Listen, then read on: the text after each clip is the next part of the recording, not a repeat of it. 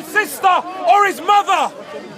Because if that was my sister or my mother, I would be appalled of myself for not providing for them. That's it.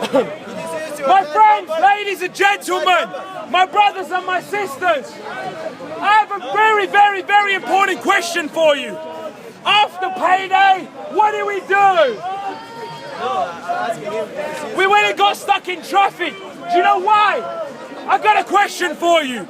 My question here is, if you had all the money in the world, every single penny belonged to you, would you be able to avoid the motorway tailbacks on the M25? Would you be able to avoid the tailbacks on the M3? Would you be able to avoid the tailbacks on the A406?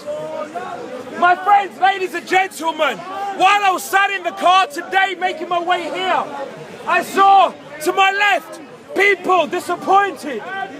To my right, people arguing. Do you know why?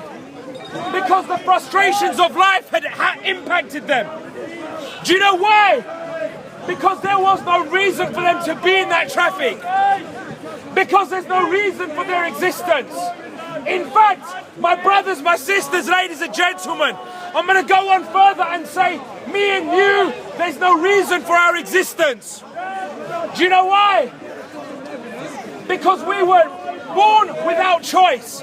We were thrown into London without choice. And then we came to Hyde Park. We went and got a job. We went to school. We went to university. And guess what? Everything that we were taught. And when I use the word taught here, I'm talking about dictatorship. I'm not talking about free will. Because when you went to school, you didn't choose to learn English. You didn't choose to learn maths. You didn't choose to learn science. What I'm saying here is that we are just a product of society and that all the money in the world cannot save us. So therefore, how can we be happy if Saturday night is what we live for? If Friday night is what we live for? If sex, drugs, alcohol is what we live for?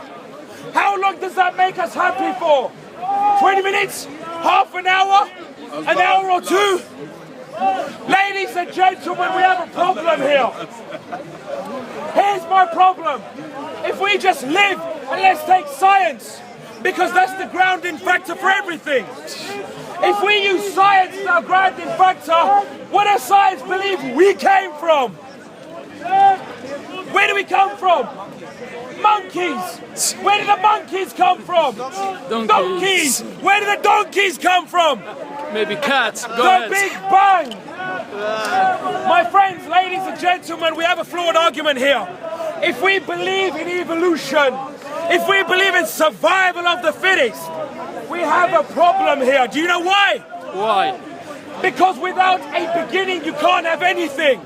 Ask a scientist about the beginning of evolution, they'll say, evolution's technical. Do you know how technical it is? It's so technical that they don't even understand it. I'll give you a little bit of Professor Lawrence Krauss.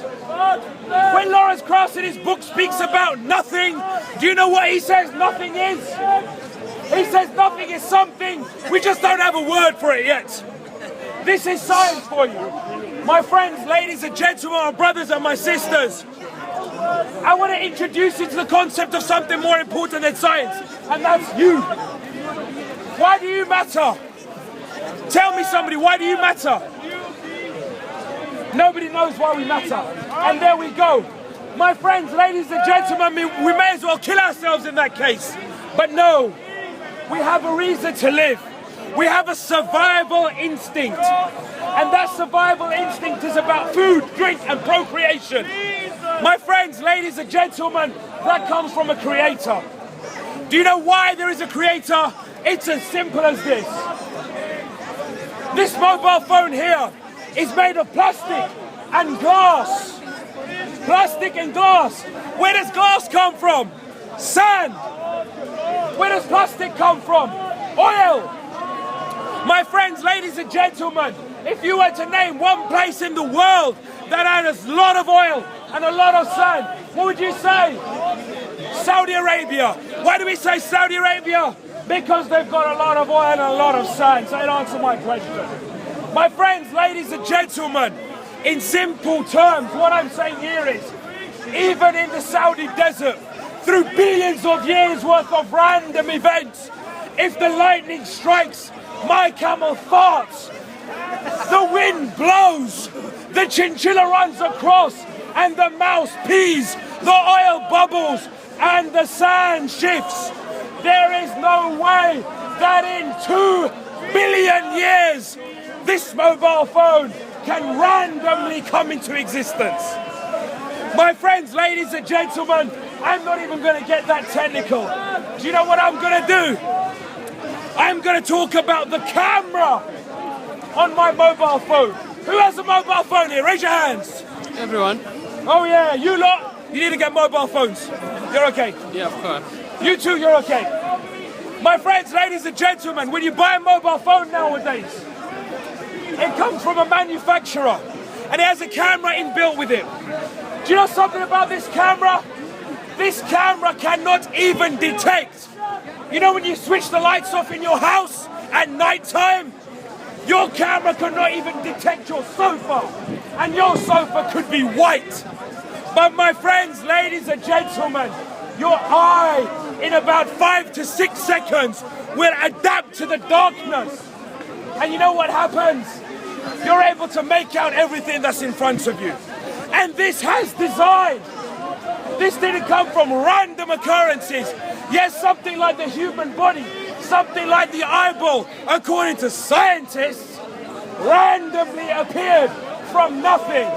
Well, if you want my personal opinion, that doesn't sound very logical to me any longer.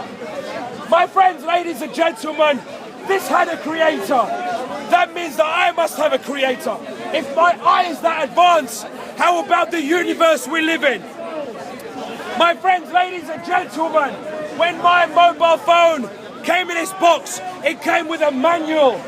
That manual told me how to utilize the device. My friends, ladies and gentlemen, when this universe was created, the creator of this universe also gave us a manual. Do you know what that manual was? It was the Quran. And my friends, ladies and gentlemen, how can we test the Quran? In simple terms, like this. You take the words of the Quran and you test them against humanity. If it correlates, it's correct. If it's wrong, it's wrong. But my friends, ladies and gentlemen, 1400 years ago, a man in the desert said that this is not from human beings, talking about the Quran. And he says, if you think that this is from man, then create a chapter like it and bring your witnesses to evidence what you have done. My friends, ladies and gentlemen, to this day, 1400 years on, there is not even one pamphlet of A5 size stating the miracle of the Quran or the challenge of the Quran has been met. Now there may well be people out there who say, well, hold on a second, how do you know that the Quran is correct? How about all these people that are talking about the Bible? What can you tell me about the Bible? But if it's the word of God, if the Bible is the word of God, it should have no contradiction in it. It should have no error in it. But in the Bible, unfortunately, we find in many places there are contradictions. In one verse it says something else, in another verse it says something else. My friends, ladies and gentlemen, I'm going to step off the podium now. I'm going to hand over to my friend who's going to talk about the Bible. He's talking about contradictions. We're going to talk about Jesus. You know these people right here? They always talk about Jesus. They're crazy. Do you know why? Because let me tell you something. I'm a man. Do I need to tell you I'm a man? Do I need to tell you? Do you think I'm a woman? Do I look like a donkey? Don't answer that. Do I look like a horse? My friends, ladies and gentlemen, if Jesus was God, you would not be talking like my Chinese friend here, saying Jesus is God. That's like me walking around saying, I'm a man, I'm a man, I'm a man. You don't need to be told something that already makes sense. The only thing you can conclude from this is the fact that this man, that man, that man, and those people over